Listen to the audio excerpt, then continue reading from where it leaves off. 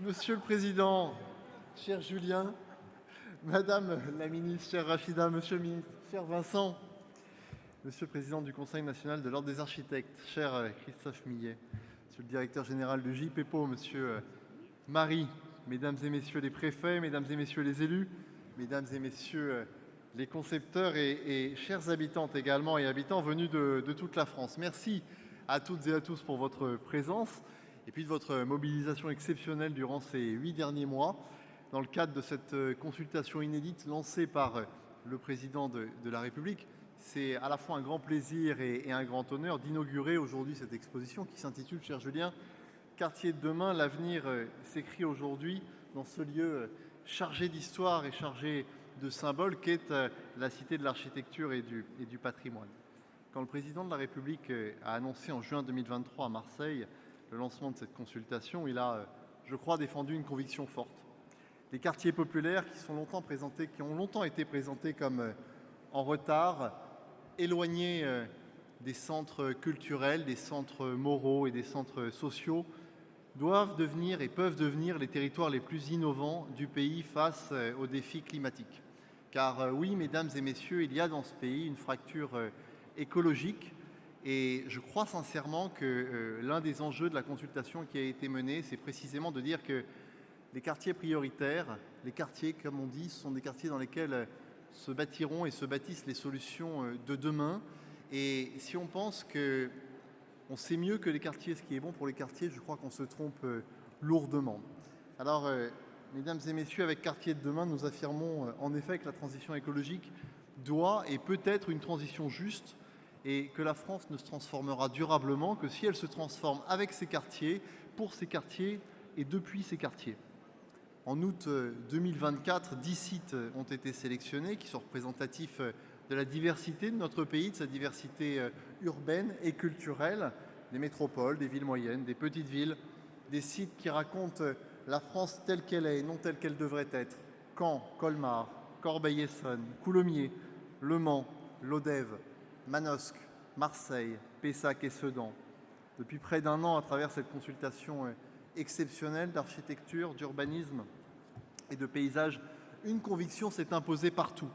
Loin des idées reçues, les quartiers prioritaires de la politique de la ville sont aujourd'hui parmi les territoires où s'inventent les réponses les plus concrètes face au changement climatique. Et ils sont, me semble-t-il, très clairement des laboratoires d'une transition juste, populaire et profondément ancrée dans le réel. Cette transition, elle est d'autant plus importante, Madame la Ministre et Monsieur le Ministre, me semble-t-il, que les quartiers populaires sont en général les premières victimes du dérèglement climatique et qu'ils en sont de moins en moins et qu'ils en sont les moins acteurs. Et par conséquent, l'action publique, elle est indispensable puisqu'elle vient réparer cette injustice, cette fracture écologique contre celles et ceux qui subissent un phénomène dont ils ne sont pas responsables.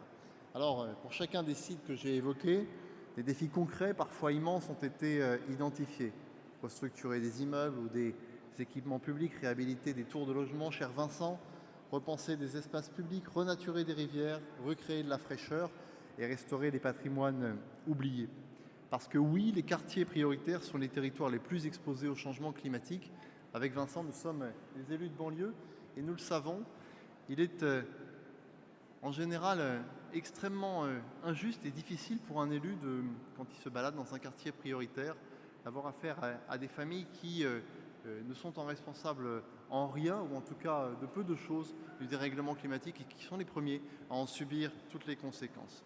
Par conséquent, logement mal isolé, température étouffante en été, froid en hiver, espace public minéralisé, manque d'ombre, faible présence du vivant, les vulnérabilités des quartiers sont connues. Mais ce constat, avec vous, avec les habitants de ces quartiers, n'a jamais nourri un discours de résignation.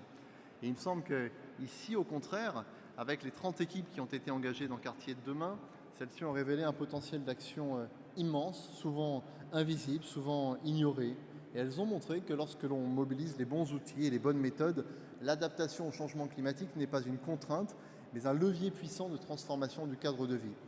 Et si j'ose dire, si les politiques ne le font pas, l'opinion publique, dans sa diversité et dans sa sagesse, qui a toujours un temps d'avance sur les politiques publiques, le fera pour elle. Par conséquent, il nous appartient Et il vous appartient non seulement d'accompagner ce mouvement, mais de l'amplifier et de le rendre de plus en plus concret.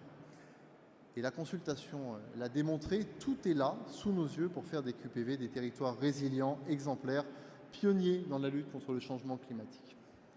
Dans 5 des sites qui ont été labellisés, la question essentielle de l'adaptation s'est imposée.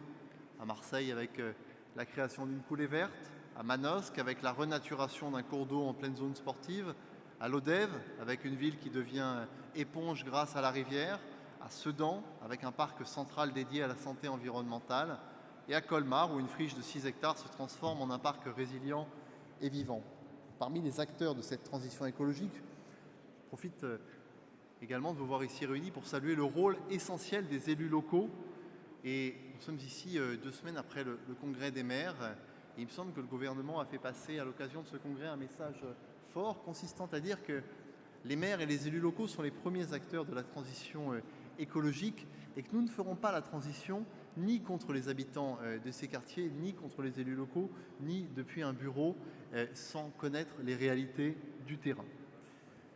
Donc, mesdames et messieurs, les jurys citoyens qui ont été constitués dans chaque quartier, parce qu'il est indispensable d'associer les citoyens de ces quartiers, ont, me semble-t-il, montré un enjeu fondamental. C'est qu'aucun projet d'adaptation du territoire au changement climatique ne peut être souhaitable s'il ignore les conditions de vie de ses habitants.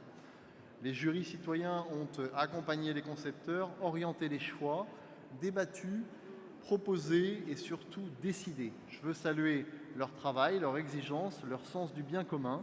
Vous êtes très concrètement les co-auteurs des projets qui seront réalisés. Dans nos quartiers, mesdames et messieurs, les enjeux écologiques et les enjeux sociaux sont indissociables. Ils se touchent, ils se rejoignent, ils se renforcent. Vincent Jeanbrun, dans le ministère qui est le sien, en est pleinement conscient et nous travaillons conjointement parce qu'il s'agit de vivre dans un logement confortable, d'offrir de la fraîcheur pendant les canicules et d'assurer aux enfants comme aux aînés un cadre de vie de qualité. Mesdames et messieurs, les travaux nous montrent, je crois, l'importance d'avoir une transition qui est une transition de l'usage, du quotidien, du bien vivre, et non un recours systématique à des solutions techniques ou déconnectées du réel, parfois dictées depuis Paris. Les lauréats qui ont été labellisés représentent, de ce point de vue, me semble-t-il, 10 visions pour transformer les quartiers et inspirer la France. Chacune et chacun d'entre vous porte une vision, une part d'audace, un regard neuf sur nos territoires. Et votre mission commence aujourd'hui, faire de ces projets des laboratoires de la transition écologique capables de montrer qu'une autre manière de construire, d'habiter, de vivre ensemble est possible. Alors aujourd'hui marque le début de l'acte 2, le lancement du programme national d'expérimentation des quartiers de demain, qui reposera sur des dimensions essentielles, sur des innovations technologiques, techniques, sociales, méthodologiques. Je suis certain qu'elles pourront inspirer d'autres politiques publiques et d'autres façons de penser la ville. Mesdames et messieurs, l'avenir s'écrit aujourd'hui, dit l'exposition que nous allons inaugurer dans quelques instants. La force, l'énergie avec laquelle vous vous êtes mobilisés depuis août 2024 et avec laquelle vous allez continuer à vous mobiliser montre que l'avenir ne se décrète pas. Il se construit patiemment, collectivement, localement, et il se nourrit d'expériences individuelles, de regards croisés, de science et de sensibilité, de techniques, d'émotions parfois. Parce que la ville se bâtit avec celles et ceux qui vivent la ville, la traversent et la rêvent. Et ce que nous inaugurons aujourd'hui, ce n'est pas simplement une exposition, c'est la démonstration, me semble-t-il, qu'une autre manière de faire la ville est possible.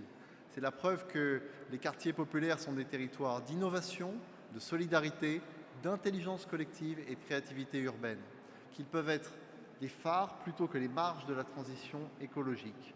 Je remercie les équipes, les collectivités, les partenaires et surtout les jurys citoyens. Votre engagement est la force vive de ce programme. Aujourd'hui, grâce à vous toutes et tous, nous montrons qu'il est possible de concilier transition écologique, justice sociale et exigence architecturale. Nous faisons la démonstration que les quartiers populaires peuvent et doivent être à l'avant-garde du pays.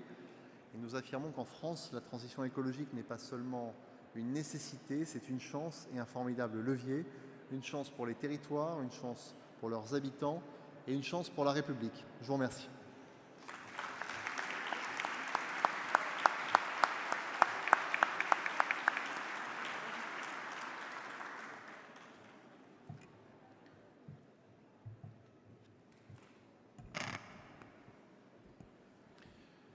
Bonsoir à toutes et à tous. Ravi de vous retrouver ici ce soir.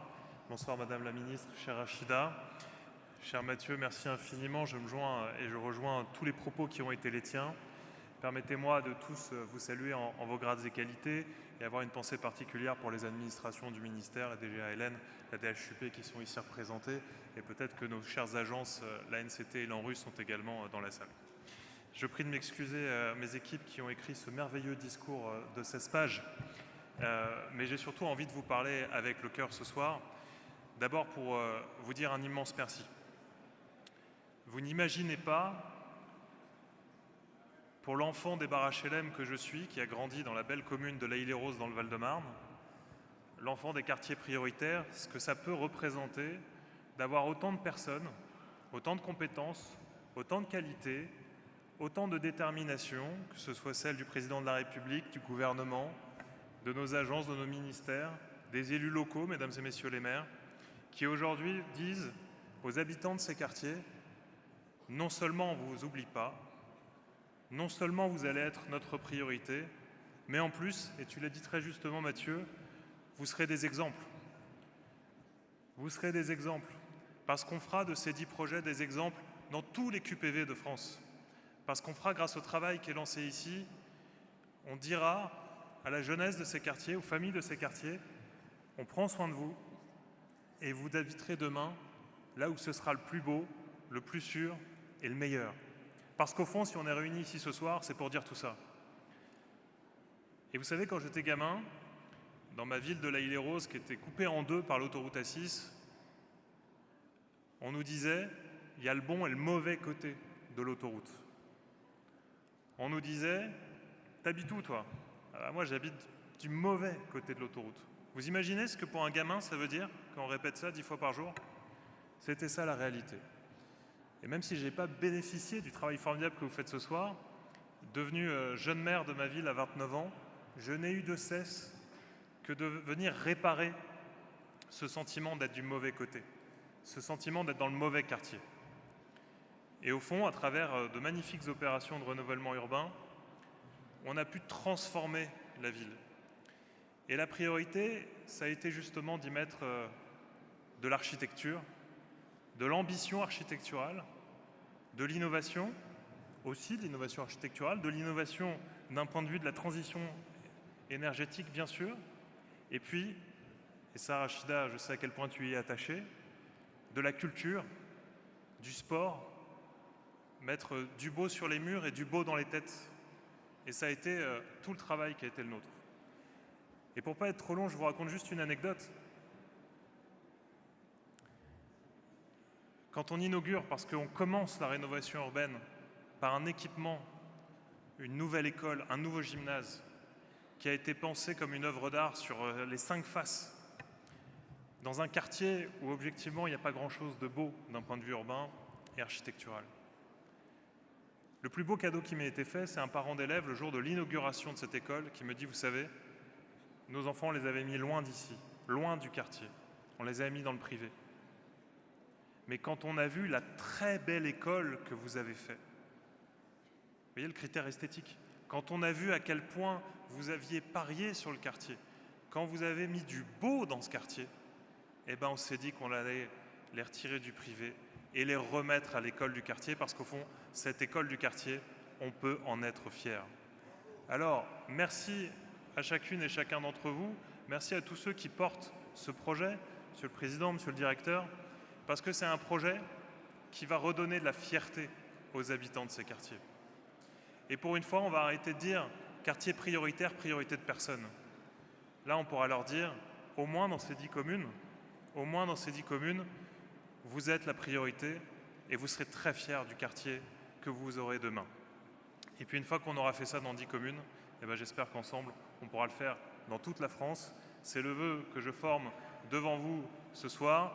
J'ai la chance d'être ministre du Logement et de la Ville, donc des quartiers prioritaires. Et vraiment, je suis convaincu qu'on va y arriver, mais ce sera une victoire collective, ce sera une victoire non pas pour des bâtiments, mais pour les humains qui y vivent, les 5 à 6 millions de Français. Pour moi, c'est fondamental. Alors d'avance, merci pour le merveilleux travail collectif qu'on va pouvoir produire ensemble. Merci à tous.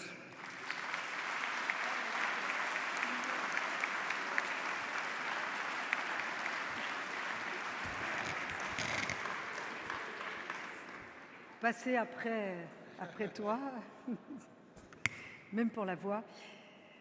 Cher Vincent, mesdames, messieurs les ministres, cher Vincent, cher Mathieu, mesdames et messieurs les préfets, mesdames et messieurs les élus, et j'interrogeais justement Julien à ce propos, vous êtes très très nombreux et donc ça démontre aussi votre intérêt pour l'architecture et comme a dit le président de la République, pour le beau et pour le beau pour tous les habitants quel que soit leur lieu de résidence. Madame la directrice générale des patrimoines et de l'architecture, chère Delphine Christophe, Madame la directrice de l'architecture, chère Hélène Fernandez, Monsieur le président de la Cité de l'Architecture, cher Julien Bargetot, Monsieur le directeur général du GIP, mesdames et messieurs, les architectes, les paysagistes, les concepteurs, les acteurs engagés. En fait, une fois de plus, le programme Quartier de demain, cette initiative inédite voulue par le président de la République nous réunit ce soir. Je dois vous dire que quand je suis devenue ministre de la Culture, j'ai découvert ce programme et je me suis dit, mais celui qui a eu cette idée, enfin, on pense le parc social, des quartiers qu'on croit éloignés de tout, des quartiers dits prioritaires. En fait, on pense à eux, on les intègre à un aménagement, on ne pense plus pour eux et on ne les parque plus.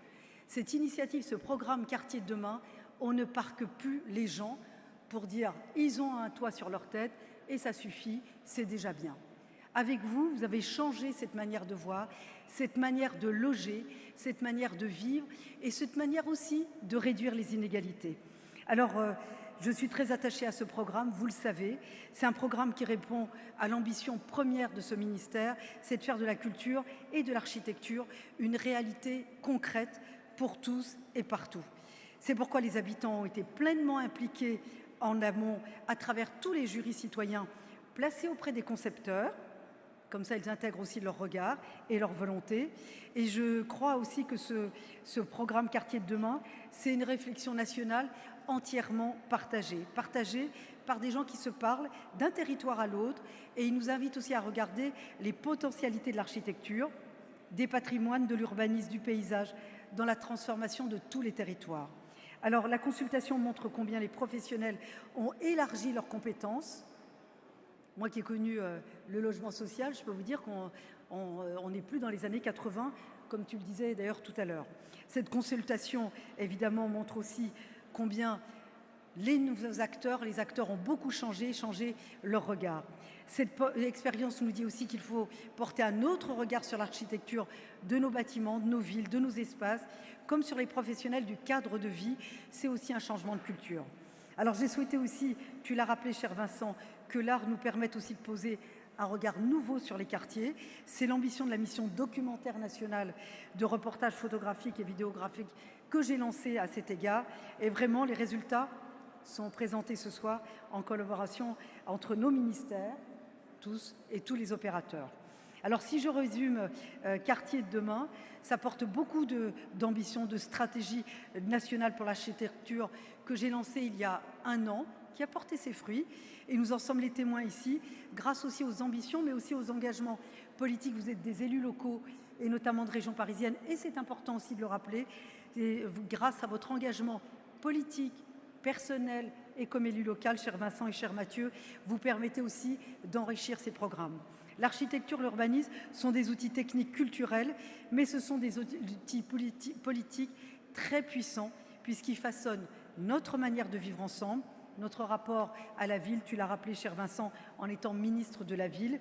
Et nous avons fait de 10 quartiers, 10 laboratoires, où nous voulons prouver que l'on peut partout en France penser la ville autrement, au bénéfice des habitants évidemment, réinventer des quartiers pour les faire durer plus longtemps, les réparer, les transformer aussi en lieu d'attractivité. Alors je voudrais féliciter les 30 équipes qui ont présenté leurs travaux dans cette exposition. Bravo pour votre travail, bravo aussi pour votre créativité et votre technicité pour relever dans un temps très contraint et avec beaucoup d'esprit collectif des défis aussi tout aussi concrets qui nous concernent tous. Je salue également les 10 équipes qui vont poursuivre ce chemin. Je les félicite d'avance et je me réjouis aussi qu'elles soient si différentes les unes des autres, si diverses, si riches d'expériences et de propositions.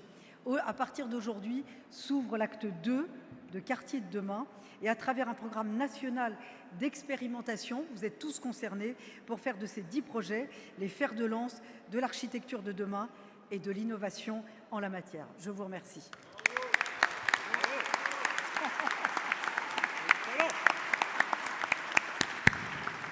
Merci beaucoup.